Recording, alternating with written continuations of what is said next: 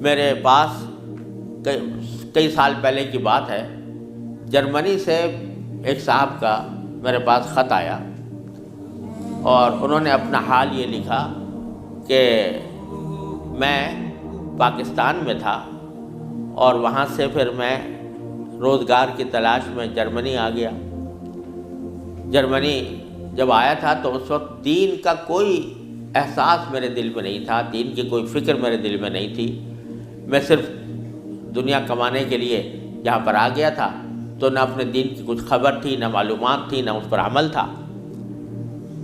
لیکن یہاں پر رہتے رہتے میں نے ایک کرسچن لڑکی سے میرے تعلقات ہو گئے اور پھر میں نے اسے شادی کر لی۔ شادی کے بعد بھی کوئی دین کی طرف رغبت پیدا نہیں ہوئی، کوئی احساس پیدا نہیں ہوا۔ لیکن جب اولاد ہو گئی اور اولاد ذرا نشو و نما پانے لگی، ذرا سی وہ سمجھدار ہونے لگی، تو اس وقت میں نے دیکھا کہ میری کرسچن بیوی وہ اولاد کو کرسچینٹی پڑھا رہی ہے اور کرسچینٹی کی تعلیم دے رہی ہے۔ تو اس وقت میرے دل کا اندر کا سویا ہوا مسلمان جاگا کہ یہ میری اولاد ہے اور یہ کرسچن بننے جا رہی ہے، میری بیوی اس کو کرسچینٹی پڑھا رہی ہے۔ تو میں نے اپنی بیوی سے کہا کہ تم اس کو یہ کرسچینٹی مت پڑھاؤ۔ بیوی نے کہا میں کیوں نہ پڑھاؤں، یہ میری بھی اولاد ہے اور میں اس کو حق سمجھتی ہوں، تو اپنی اولاد کو بھی ویسے ہی بنانا چاہتی ہوں۔ میں نے کہا نہیں، کرسچینٹی حق نہیں ہے، اسلام برحق ہے۔ تو اس نے کہا مجھے ثابت کرو کہ کیوں برحق ہے اسلام اور کرسچینٹی میں کیا خرابی ہے۔ تو اب میرے پاس علم تو تھا نہیں، مجھے اپنے دین کا بھی پتہ نہیں تھا، کرسچینٹی کا بھی پتہ نہیں تھا،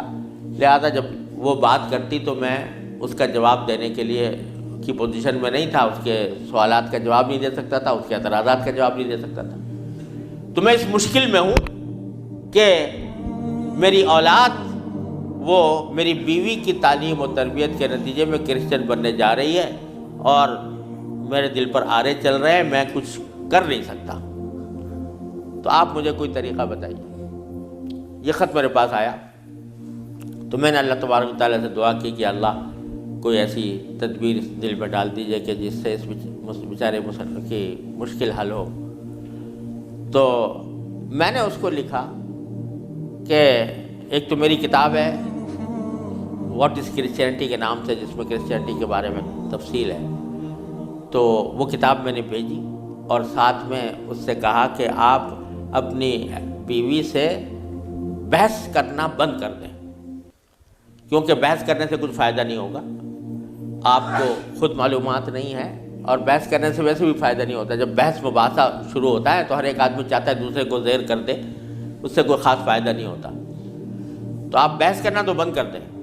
البتہ ان کو دو باتوں پر آمادہ کر لیں۔ ایک بات تو یہ کہ اس سے یہ کہیں کہ بھئی خدا کو تم بھی مانتی ہو اور میں بھی مانتا ہوں، اور یہ بھی مانتی ہو کہ خدا سے دعا کی جاتی ہے، تو آؤ ہم دونوں بیٹھ کر یہ دعا کریں، اکٹھے بیٹھ کر یہ دعا کریں کہ یا اللہ اگر اسلام برحق ہے تو ہمارا سینہ اسلام کے لیے کھول دیجئے، اس پر عمل کی توفیق عطا فرمائیے، اور اگر کرسچینٹی برحق ہے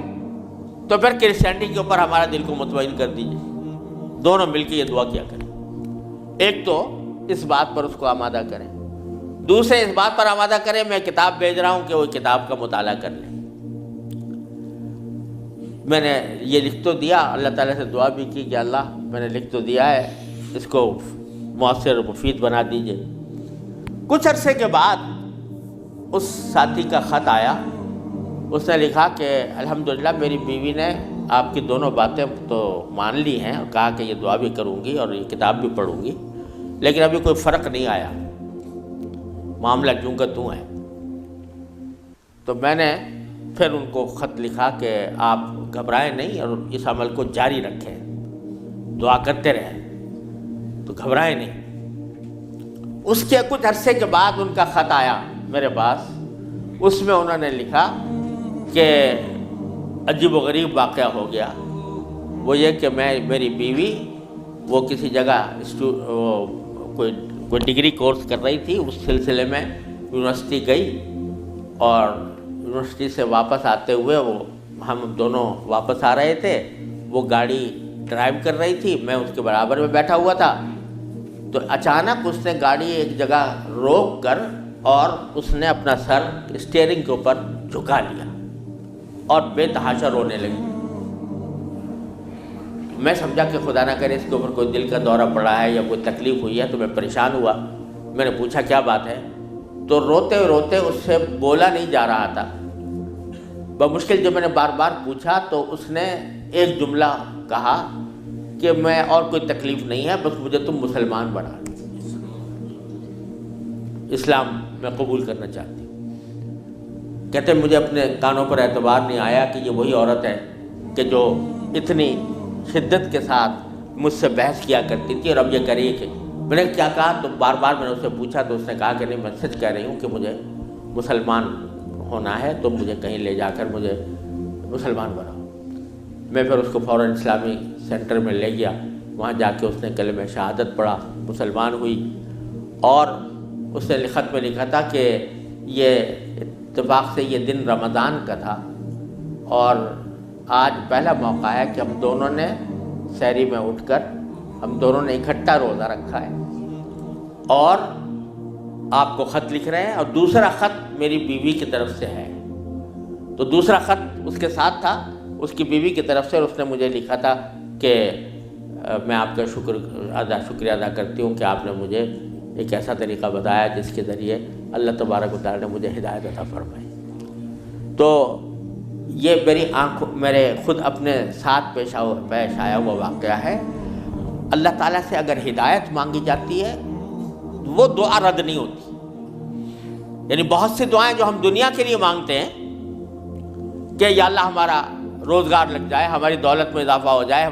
اس میں ضروری نہیں کہ اللہ تبارک و تعالیٰ وہی چیز دے دیں جو آپ نے مانگی ہے، اس لیے کہ بعض اوقات اللہ تعالیٰ کے علم میں ہوتا ہے کہ یہ چیز اس کو دیں گے تو اس کے لیے نقصان دہ ہوگی، کوئی اور چیز دے دیتے ہیں، اس سے اچھی چیز دے دیتے ہیں۔ بعض مرتبہ آدمی مانگتا ہے کہ مجھے میری دولت میں اضافہ ہو جائے، لیکن اللہ تعالیٰ جانتے ہیں کہ اس کی دولت میں اضافہ ہوگا تو پتہ نہیں یہ کس وادی میں جا کے گرے گا، لہذا وہ نہیں دیتے اس کو، لیکن دعا کا ثواب اس کو دے دیتے ہیں۔ اسی طریقے سے بعض اوقات دنیا کے بارے میں اگر یہ ہو کہ بھئی اللہ میاں مجھے محسن فرض کرو کہ بیمار ہے تو شفا مل جائے، تو بیماری کے اندر بعض اوقات اللہ تعالیٰ جانتے ہیں کہ اس کا بیمار رہنا ہی اس کے حق میں زیادہ فائدہ مند ہے، تو وہ بعینی ہی وہ چیز نہیں دیتے لیکن اس سے اچھی چیز عطا فرما دیتے ہیں۔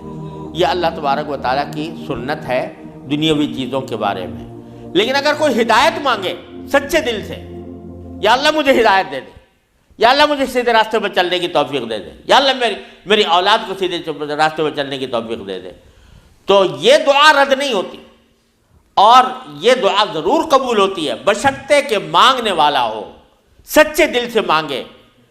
خشوع کے ساتھ مانگے، اللہ تعالیٰ سے مانگنے کے انداز میں مانگے، تو اللہ تبارک و تعالیٰ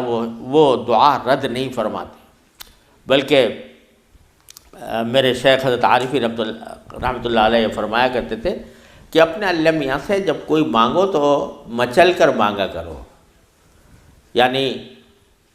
اپنے اللہ میاں سے باتیں کیا کرو، کہہ دیا کرو یا اللہ یا تو مجھے ہدایت دے دیجئے ورنہ آخرت میں مجھ سے مواخذہ نہ فرمائیے گا، یا تو مجھے ہدایت دے دیجئے، گناہوں سے بچا لیجئے، اپنی نافرمانیوں سے بچا لیجئے، یا پھر آخرت میں میری گرفت نہ فرمائیے گا۔ تو بندہ جب اس طرح مانگتا ہے تو اللہ تبارک و تعالیٰ ضرور عطا فرماتے ہیں، ہدایت ملتی ہے،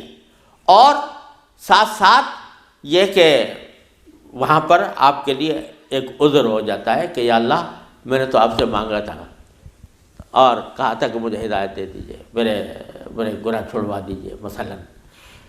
تو آدمی اپنی سی کوشش کرے اور باقی کام کے لیے دعا کرے، صرف دعا بھی کافی نہیں ہوتی، اپنی سی کوشش بھی ضروری ہے۔ جیسے میں نے یہ مثال دی تھی تو میں نے ساتھ میں اس کو کتاب بھی دی تھی، ایسا نہیں کہ صرف دعا ہی پر اکتفا کرے، بلکہ تھوڑا سا طلب اس کے اندر پیدا ہو، کہ طلب بھی ہو، طلب ہو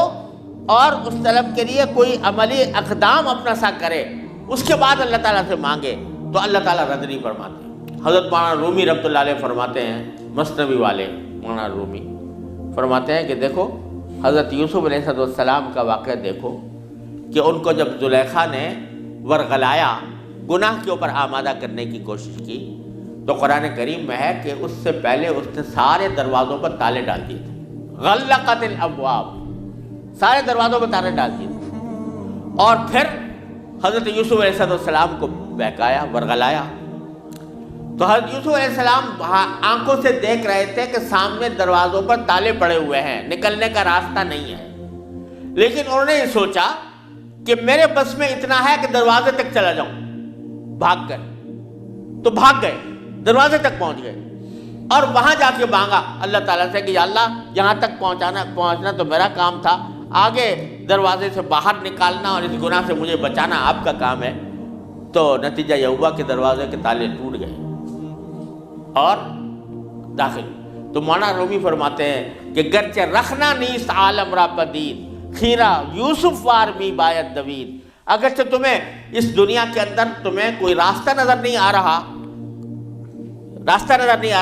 گناہوں سے بچنے کا، اللہ تبارک و تعالیٰ کی نافرمانی سے بچنے کا ماحول ایسا ہے، اس سے نکلنے کا راستہ نظر نہیں آیا، لیکن خیرہ یوسف وار می باید دوید، جس طرح یوسف علیہ السلام دروازے اپنے حد تک جتنا کر سکتے تھے اس کے لیے دروازے تک دوڑ گئے، اس طرح تم بھی